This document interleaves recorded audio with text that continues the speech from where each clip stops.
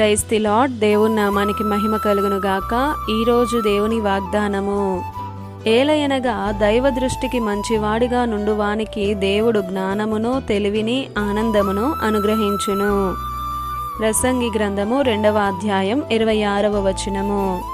ఈ ఉదయకాలంలో దేవుడు మనతోనే మాట్లాడుతున్నాడు. దేవుని కుమారులుగా, కుమార్తెలుగా మనము దేవుని దృష్టికి మంచివారిగా ఉండాలి అని దేవుడు కోరుకుంటున్నాడు. ఎవరైతే ఆయన దృష్టికి మంచిగా కనిపిస్తారో వారికి జ్ఞానము, తెలివి, ఆనందాన్ని అనుగ్రహిస్తానని అంటున్నాడు. ఈరోజు ఒకవేళ నీకు జ్ఞానము లేదనో, తెలివి లేదనో చింతిస్తున్నావా? చింతించకు. మీలో ఎవరికైనా జ్ఞానము కొదువుగా ఉంటే నన్ను అడుగుము అని దేవుడే అంటున్నాడు. ఆయనే మనకు జ్ఞానాన్ని, తెలివిని అనుగ్రహిస్తాడు. దేవుని సన్నిధిలో ప్రార్థించి మంచివారిగా జీవించుటకు మీ ప్రవర్తనను మార్చుకొనండి. ఆయన ఎవరిని గద్దింపక ధారాళముగా దయచేసేవాడు.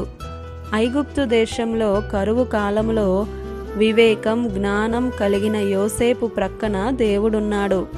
ఏ విధముగా అక్కడ సమృద్ధి అయిన ఆహారం సమకూర్చబడిందో మర్చిపోయారా?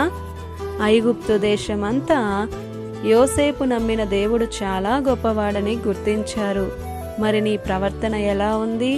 నీ ప్రవర్తన బట్టి నీవు నమ్మిన దేవుడు గొప్పవాడని, అద్భుతములు చేయువాడని, సమస్తమును దయచేయువాడని, రక్షించి ఆదరించి పోషించే సమర్థుడని నీ ఎదుటివారు గుర్తించగలుగుతున్నారా? ఏదైనా వారు గుర్తించాలి అంటే నీ ప్రవర్తనే ముఖ్యం.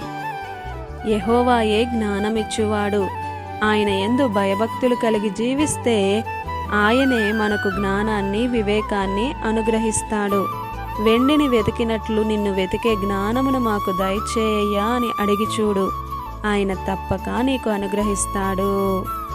ఈ దిన వాగ్దానం మనందరి జీవితాల్లో నెరవేరాలని కోరుతూ దేవుని సువార్త పరిచర్యలో మీ సహోదరి ప్రసన్న.